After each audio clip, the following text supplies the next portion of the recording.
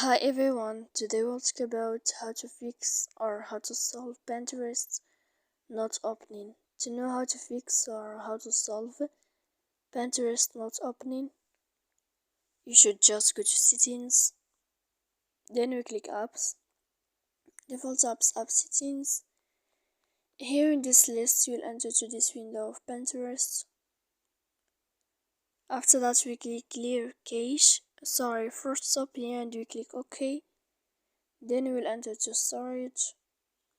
After that we click clear cache, and in the end of all these steps then you can go to your Wi-Fi and we click here to turn off your Wi-Fi as you see, but don't clear your data because that can give you a lot of problems. So please don't forget to support us by like and subscribe. See you next time.